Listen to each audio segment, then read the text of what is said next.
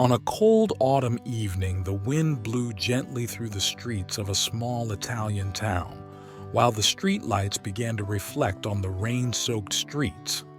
Sophia, a 35-year-old law firm employee, was returning home after a long day at work.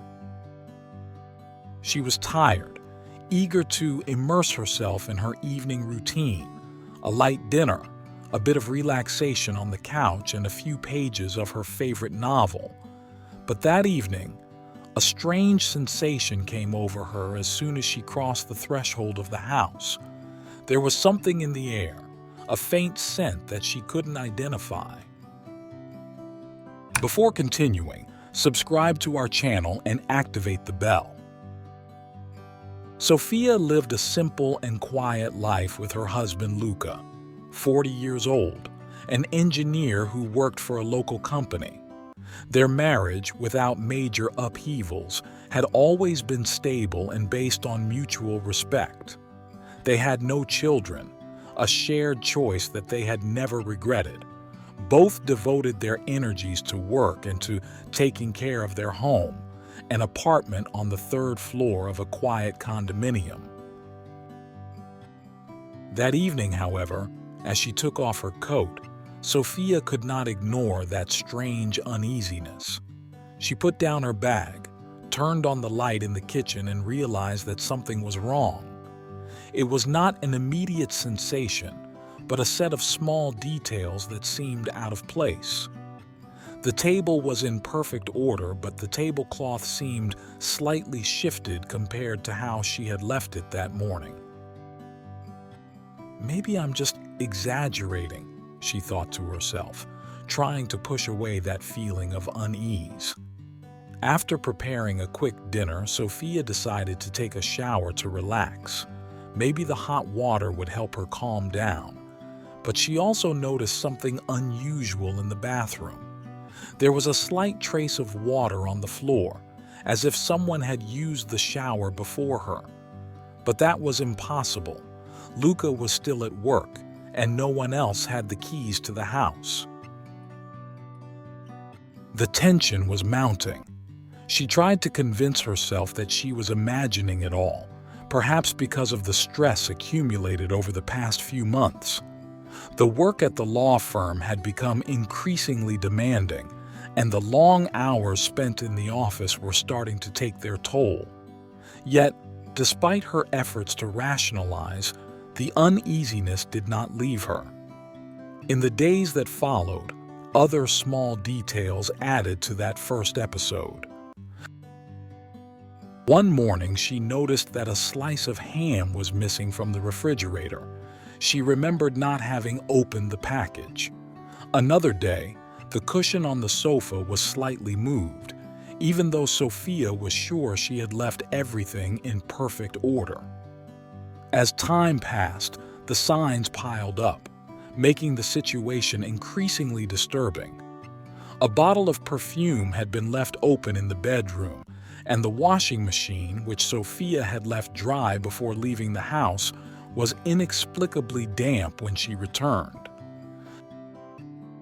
One evening, while having dinner with Luca, Sophia decided to confide in him. She told him everything: the perfume, the shower, the open package of ham, the washing machine. Luca listened patiently, but in the end he shrugged and said with a smile, "Sophia, you're just tired. You're working too much. There's nothing to worry about. You're just imagining things that don't exist." But Sophia wasn't convinced. She felt that something strange was happening. The following week, Sophia decided to go home earlier than usual. She had taken the afternoon off and wanted to find out what was really going on. Her heart was pounding as she quietly opened the front door. As she entered, she immediately heard a noise coming from the bathroom. The water from the shower was running. Terror paralyzed her for a moment, but then she gathered her courage and slowly approached the bathroom door. With a quick gesture, she opened the door, expecting the worst. But what she found on the other side left her speechless. There was no thief nor a stranger, but Davide, Luca's older brother, standing in front of the shower with an embarrassed expression and a red face. "Davide, what are you doing here?" Sofia asked, incredulous and confused. Davide looked down, unable to immediately find the words. After a few moments of awkward silence, he began to speak in an uncertain voice. "I can explain, Sofia, but I don't know where to start." In recent years, David had been going through a difficult period. His business, which he had run successfully for many years, had failed. He had accumulated debts and lost everything, and his shame had led him to hide his situation from his entire family, including Luca. "I didn't want Luca to know," Davide confessed with a trembling voice, "nor our father. I felt like a failure. I couldn't ask for help, and so I came here, secretly, while you were at work." Sofia listened in silence, unable to imagine the pain and shame David must have felt in those last months.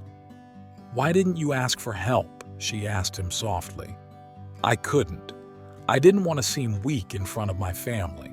I thought I could solve everything on my own," David replied, his face marked by defeat.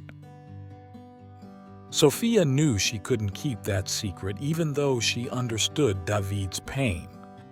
That evening, when Luca came home, she told him everything. Luca was silent for a few minutes, surprised and worried at the same time. Then, with a long sigh, he said, "David is my brother. We can't leave him alone at a time like this." Luca's words were full of love and understanding. They decided to welcome David into their home until he could get back on his feet. For Sofia, seeing Luca so willing to help his brother was a confirmation of the strength of their family. "You can stay here as long as you need it," Luca told Davide, without hesitation. In the following months, Sofia and Luca's daily life changed. Davide, with their support, managed to find a new job and, little by little, put the pieces of his life back together. The scars of failure did not disappear, but became symbols of resilience. Their home, which at first had been the scene of mysteries and tensions, transformed into a place of hope and rebirth. Over time, Davide's story became an example for all those going through difficult times. His ability to get back up, with the help of his family, demonstrated that in times of crisis, mutual support can make the difference. Sofia and Luca, strengthened by their experience, continued their lives with renewed confidence and the awareness that, even in the darkest moments, family can represent a beacon of hope. In the end, what had started as a series of strange events turned into a tale of rebirth. Failure was no longer a shame, but a life lesson. And for Sofia, the certainty that with the right support, you can always find a new beginning. Did you like this story? Leave a comment below. Thanks for watching the video till the end, and see you next story.